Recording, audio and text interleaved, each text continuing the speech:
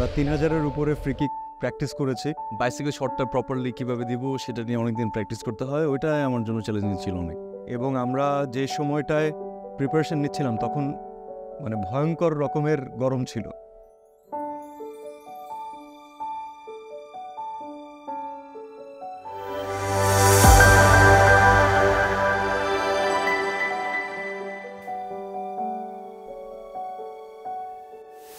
Goosebump মোমেন্টটা খুবই intense. স্বাধীন Bangla football দলের প্লেয়াররা অ্যাজ ইট ইজ যে কাজটা আসলে তখনকার সময় করেছে, আমরা মনে হয় সিনেমাতে একটা এরকম মোমেন্ট ছিল যে ড্রেসিং রুমে পতাকা নিয়ে আসলে মাঠে ঢোকা যাবে না। সো যখন আসলে স্বাধীন বাংলা ফুটবল দলের প্লেয়াররা ঢোকা ট্রাই করছিল, ওরা আসলে একটা বাধার মুখে পড়ে। সো আমরা যখন আসলে সিনেমার একটা টাইমে ড্রেসিং রুমে আমাদের সাথে অপোনেন্ট দলের কিছু মানুষ বা অপোনেন্ট দলের বা ইন্ডিয়ান যারা ছিল তখনকার, ওরা আসলে প্রটেস্ট করে যে আসলে পতাকা নিয়ে মাঠে ঢুকে যাবে না, যেহেতু দেশ এখনো স্বাধীন হয়নি। বাট আমরা খুবই এক্সাইটেড ছিলাম যে না, আমরা পতাকা নিয়ে মাঠে ঢুকবো, আইদার আমরা খেলবো না। এরকম একটা জায়গা থেকে আমরা ঠিক একটা সিন করে, যে সিনে আসলে অ্যাজ ইট ইজ স্বাধীন বাংলা ফুটবল দল যেরকম করে অনেক একটা বড় পতাকা নিয়ে মাঠে ঢুকে, আমরাও ঠিক একটা অনেক বড় বাংলাদেশের পতাকা নিয়ে প্রথম দেশের বাহিরে বাংলাদেশের পতাকাটা নিয়ে শোডাউন করি আমরা। সো ওই মোমেন্টটা খুবই ইন্টেন্স। প্রথমবারের জন্য যখন আমরা সবাই একসাথে দাঁড়ালাম এবং ম্যাচের আগে যখন ন্যাশনাল অ্যান্থেমটা বেজে উঠল, আমার নিজের খুব ইচ্ছা ছিল একদিন যে কোনো একটা স্পোর্টসে আসলে যদি দেশকে রিপ্রেজেন্ট করা যায়। তো আমি ক্রিকেট খেলতাম, স্বপ্ন ক্রিকেট নিয়ে ছিল। তো ক্রিকেটের সবচেয়ে আমার কাছে এক্সাইটেড হতাম আমি কথাটা চিন্তা করে যে একজন প্লেয়ার যখন মাঠে নিজের দেশকে রিপ্রেজেন্ট করতে দাঁড়ায় এবং ন্যাশনাল অ্যান্থেমের সময় সে যখন কণ্ঠ মেলায়, সে যখন গায়, আমার কাছে মনে হচ্ছে ডিফারেন্ট ইমোশন। মুভিতে গুজবাম্প মোমেন্ট এটা ট্রেলারও দেখা যায়। 26শে মার্চের সকালে 1971 সালের ওইরকম একটা সিনের জন্য আমাদের শ্যুট করা হয়েছিল। সেইখানে বোরখা পরা অবস্থায় আমি আমার একজন আপনজনকে খুঁজছিলাম লাশের মাঝখানে।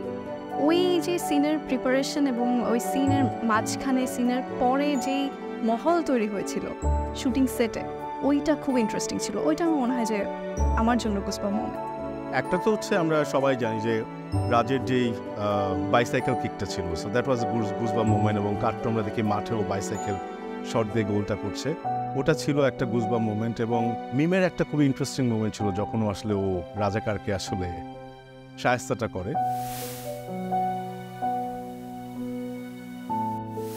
বাইসাইকেল শটটা প্রপারলি কীভাবে দিব সেটা নিয়ে অনেকদিন প্র্যাকটিস করতে হয়, ওইটাই আমার জন্য চ্যালেঞ্জিং ছিল অনেক। Challenge I was never a football player. খেলেছি আমরা, কিন্তু আসলে এতটা ডেডিকেটেডলি তো কখনো খেলা হয়নি। এবং আমরা যে সময়টায় প্রিপারেশন নিচ্ছিলাম তখন ভয়ঙ্কর রকমের গরম ছিল। তো সেখানে 3টা মাস প্র্যাকটিস করা, একজন ফুটবল প্লেয়ার হয়ে ওঠা অথবা তার অ্যাটিটিউড ক্যারি করা, প্র্যাকটিস প্রসিজিয়ারটাই আমাদের কাছে সবচেয়ে চ্যালেঞ্জিং ছিল। মুভি প্রিপারেশনের সবচেয়ে বড় চ্যালেঞ্জ ছিল সময়টা তৈরি করা। কারণ সময় তৈরি মানে তো আসলে গাছপালা, আশেপাশের পরিবেশ এবং সেট তৈরি না, এটা বা মানুষ পরিবর্তন হয়েছে যুগের সাথে সাথে। সেই সময়ের একটা কিশোরী মেয়ের চরিত্র তৈরি করার জন্য আমার যে প্রিপারেশন ছিল, সেটা আমার জন্য মনে হয় একটু প্রস্তুতির ব্যাপার ছিল।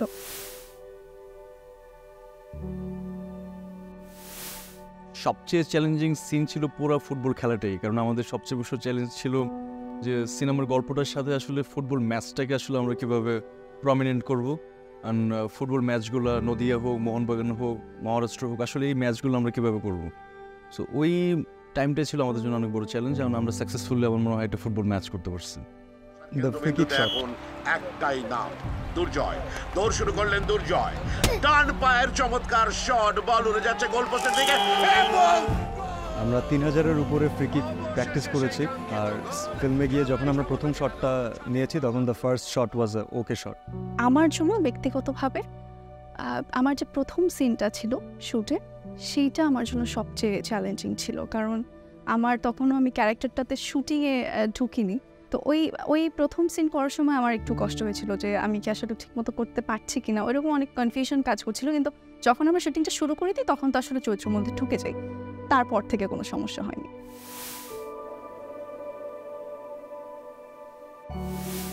দারুণ, নাইস, অনেক দারুণ একটা জার্নি হয় ওর সাথে কাজ করতে গেলে। সো এই ঠিকঠাক। আমার জাস্ট মনে হচ্ছে আমি রাফির সাথে কানেক্ট করেছি এবং আমাকে ভালো কিছু লিখতে হবে। সো এরপরে অভিজ্ঞতা আসলে দুর্দান্ত এবং এখন পর্যন্ত ও আমার খুব কাছের একজন বন্ধু। রায়হান রাফি ভাই, দ্য ডিরেক্টর, আমাদের ওনার সাথে কাজের এক্সপিরিয়েন্স, উনি তো আসলে অনেক নিজের মধ্যে অনেক প্রস্তুতি নিয়ে আসে। উনি জানে যে কিসের পর কি করবে না করবে, ওনার জন্য উনি একদম প্রিপেয়ার্ড। তো ডিরেক্টর যখন প্রিপেয়ার্ড থাকে তখন আসলে সেটের আর্টিস্টদের খুব একটা সমস্যা হয় না। সেই জায়গা থেকে ওনার সাথে কাজ করার ক্ষেত্রে আমার মনে হয় যে আমার সবচেয়ে আরামের জায়গা ছিল উনি নিজে খুব প্রিপেয়ার্ড ছিল, যে উনি কি চায় সেটা উনি জানতো।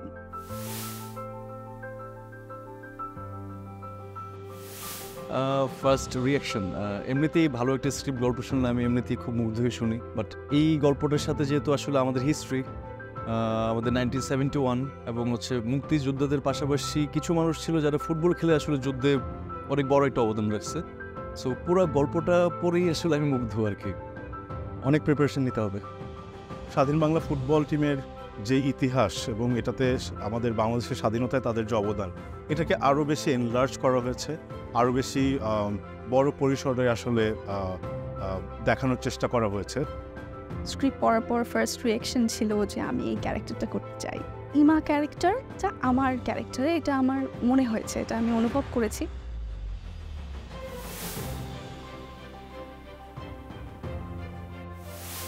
Great, Brazil.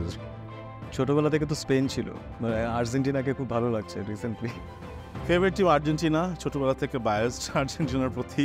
বিশ্ব ফুটবলে বাংলাদেশ টিম হচ্ছে আমার প্রিয়।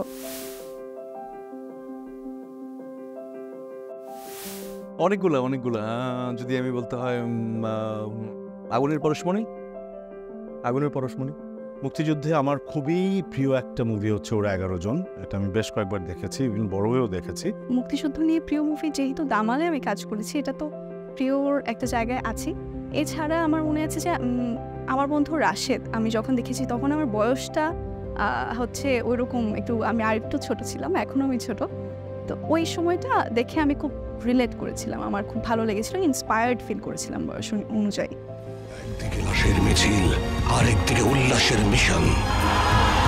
খেলার মাঠ হোক বা যুদ্ধের ময়দান, কেউ কারে নাহি ছাড়ে, যায় যদি যাত্রা।